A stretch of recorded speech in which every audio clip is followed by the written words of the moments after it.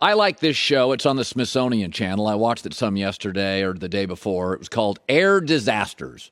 It's pretty dark, pretty macabre. What you notice is when there's plane crashes, it's always the pilot's fault. It's very rarely, very, very infrequent. We don't have many, first of all, but it's usually the pilot's fault. But I still trust pilots when I get on planes.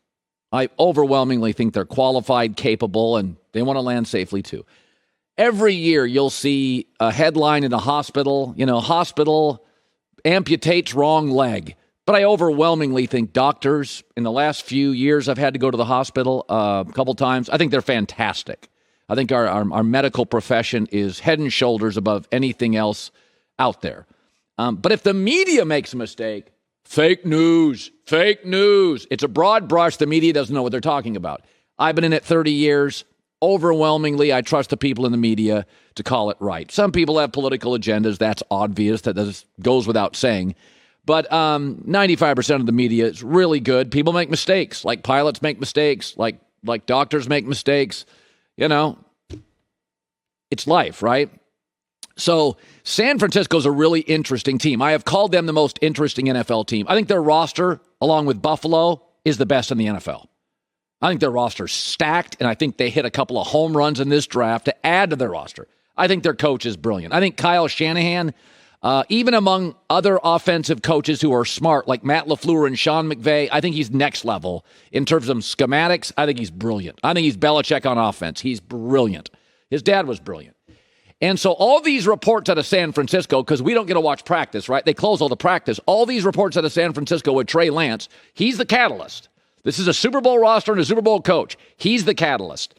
Or that he's raw, he's inconsistent. Can he do it? He hadn't played much. And last night I watched them again, and my takeaway is the media is 100% right. 7 for 11, 3 drives, no points against backups for the Houston Texans.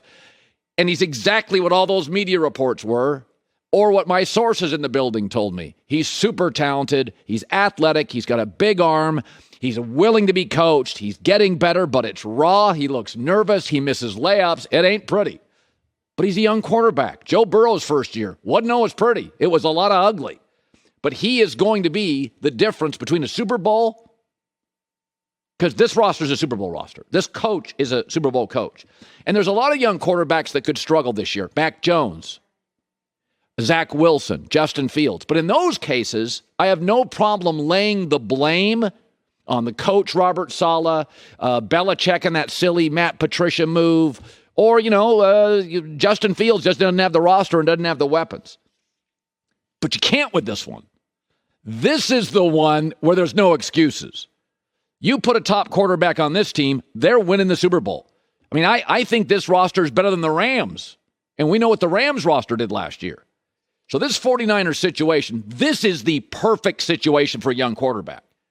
Not just Belichick as a coach, but an offensive coach in an offensive league with a unbelievable Hall of Fame first ballot left tackle, first ballot Hall of Fame tight end, Deebo Samuel, Brandon Ayuk in year 2 is popping, and I think they went out and found another good receiver in Danny Gray from SMU. This is really good. But we love, we know there's plane crashes. I still trust my pilots. We know hospitals screw up. I still trust my doctors. I know it's easy to say fake news. Everything's fake. But the bottom line is I trust those reporters in San Francisco. Many have been at newspapers for 25 years. And these reports, they're accurate. They get to see more than I do, but they don't get to see everything. But they see enough, and they tell me it's a little raw. Last night, backups, 3 series, no points. It's a little raw. I do, however, think it's going to speed up. He's coachable, smart kid, learn quickly, make the playoffs. But fake news, outdated term. Come on, stop. There are 3 things you don't need to sell me on, and people are trying to sell you on them all the time. Movies, comedians, and young quarterbacks. You got it or you don't. You don't have to convince me of a good movie. You watch it, you see it. You can tell. You've never seen a great movie with a bad first 10 minutes. And you've never seen a great movie with a bad last 10 minutes. 15 minutes into a movie, this is a good movie. This is a good movie. And comedians. Bill Burr's a funny guy. Dave Chappelle's a funny guy. I think Bill Maher's a funny guy. Don't convince me they're not funny because they politically line up against you on something. Funny's funny. Jon Stewart, to me, is a funny guy.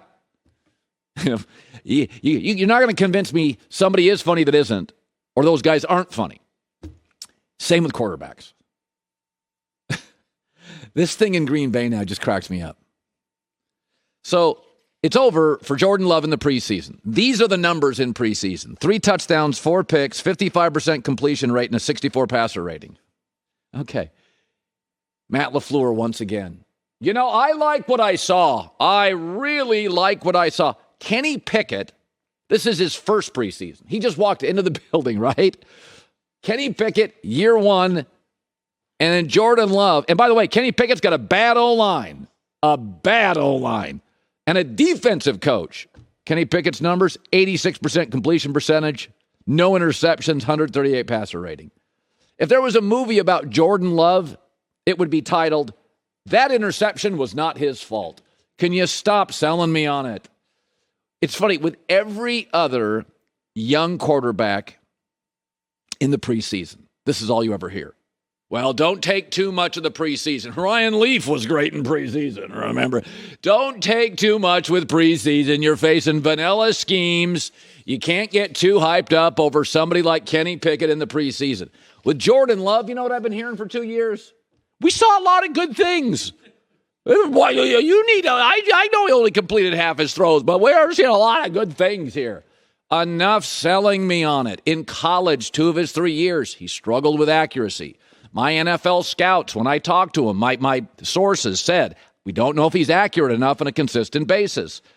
We crushed Mike McCarthy of the Cowboys because we saw him butcher clock management multiple times last year. We saw it. I watched Jordan Love against Kansas City, 55% completion percentage. I watched him this preseason, 55% completion percentage. I saw his college numbers, a lot of low completion percentage. Jordan Love is not an accurate thrower of the football, maybe the greatest kid in the world. He's athletic. He can move around. He's got a little bit of a whip. He's not real accurate throwing the football. So the more you try to convince me a movie's great or a comedian's funny or a young quarterback's a star, the less I believe it.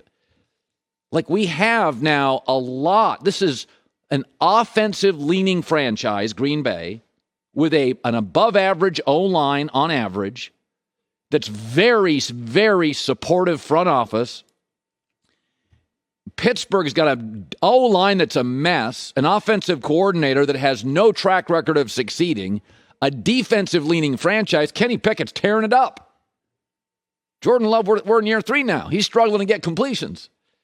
So I just think it's funny. With Kenny Pickett, here's all I'm hearing. You can't read too much into it.